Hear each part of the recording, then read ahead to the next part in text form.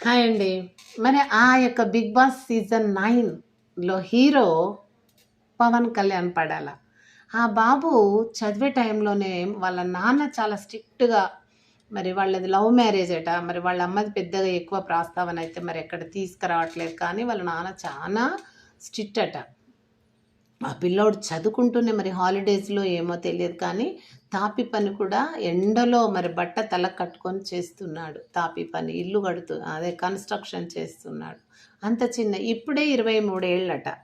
వాళ్ళ నాన్నకు 45 అంట. అంటే వాళ్ళ నాన్న 22 సంవత్సరాలలోనే పెళ్లి చేసుకున్నట్టున్నాడు, లవ్ మ్యారేజ్. ఇప్పుడు ఈ పిల్లోనికి 23, 23, 22, 45 కదా! చిన్నగానే ఉన్నారు తల్లిదండ్రులు.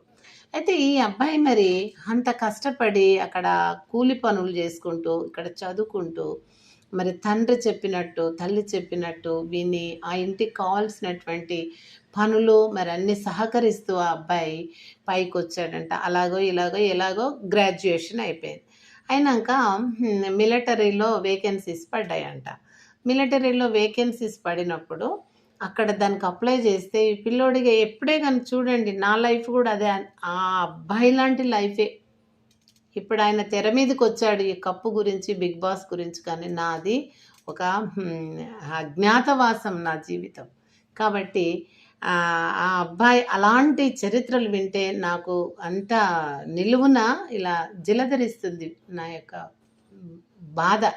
కనుక ఆ అబ్బాయి లాంటి జీవితమే నాది. కాకపోతే ఆయన ఆ పనులు చేశాడు మగపిల్లోడు. నేను కూడా పొలం పనులు, కూలి పనులు చేశానండి. అదే నాకు అందుకే అలాంటి వాళ్ళ చరిత్రలు కానీ, అది నిజమైనదిగా నేను చూసినప్పుడు చాలా బాధైతది. ఆ అబ్బాయిది నేను ఊకే చూస్తున్నా. కొంచెం ఆయన అదైతుంది అని మా ఇంట్లో పిల్లలు ఎప్పుడన్నా చూసినప్పటి నుంచి ఇప్పుడు రిటైర్డ్ అయ్యి ఇంట్లో ఉన్నా కాబట్టి చూస్తూ ఉండేదాన్ని. అయితే ఆ బాబు మళ్ళీ గ్రాడ్యుయేషన్ అయిపోయినాక మిలిటరీ వేకెన్సీస్ పడగానే అప్లై చేస్తే వచ్చిందంట. రిటర్న్ టెస్ట్ అన్నీ కూడా పాస్ అయిపోయి జాయిన్ అయ్యి 2023లోనే ఆ పిల్లోడు జాబ్‌లో జాయిన్ అయ్యాడంట. మన దేశ బార్డర్ మీద కదా వాళ్ళు డే నైట్ వాళ్ళ ప్రాణం గుప్పిట్లో పట్టుకొని అంటే మరణానికి ఎదురీదుతా ఉంటారు వాళ్ళు.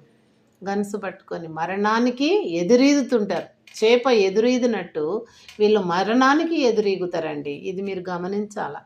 కాబట్టి ఆ పిల్లవాడు కాశ్మీర్ అది ఏంటి సింధూర్ ఆపరేషన్ అప్పుడు కూడా ఆ పిల్లోడు డ్యూటీలోనే ఉన్నాడంట. చాలా మరి ఆయన కలీగ్ చెప్తున్నాడు ఒకతను.